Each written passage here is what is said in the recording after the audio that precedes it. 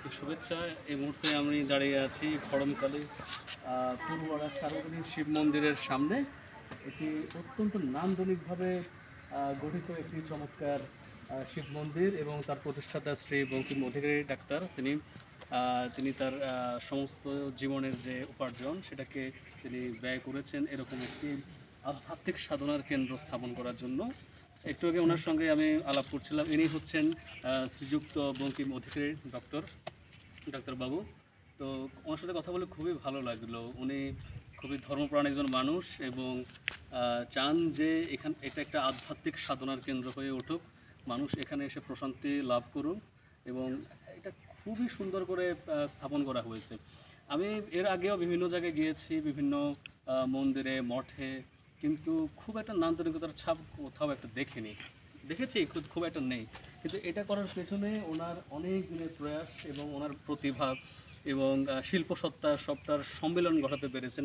ওনার সাথে কথা বলে জানতে পারলাম যে ভেতরে যে মূর্তিগুলো রয়েছে সেগুলো আসলে তিনিই বানিয়েছেন। এখানে শিব ঠাকুরের একটি প্রতিমা রয়েছে উপরে, সেটাও তিনি বানিয়েছেন এবং হাতের বামে আমরা যেটা দেখতে পাচ্ছি যে সবিতা স্নান ঘাট, এটি হচ্ছে ওনার একজন স্ত্রীর নামে। উনি এখন নিঃসন্তান এবং ওনার স্মৃতিটাকে বাঁচিয়ে রাখার জন্য তিনি এত সুন্দর করে একটা ঘাট তৈরি করে দিয়েছেন এবং চারদিকে ফুল গাছ রয়েছে। এখানে আরও আয়োজন চলছে, সামনে একটি অনুষ্ঠান, তার জন্য এই কাঠগুলোকে আনা হয়েছে।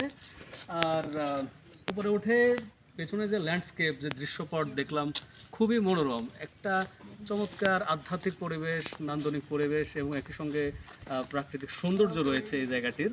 তো যারা আমাকে শুনছেন তারা আশা করছি বাগেরহাট জেলার এই চমৎকার গ্রাম খড়মখালি পূর্বপাড়ায় অবশ্যই আসবেন এবং ডাক্তার বঙ্কিম বাবুর স্মৃতিধন্য, ওনার প্রচেষ্টা ধন্য এই জায়গাটি অবশ্যই আপনারা ভ্রমণ করে যাবেন। যারা ভিন্ন ধর্মের মানুষ আছেন তারাও আসতে পারেন।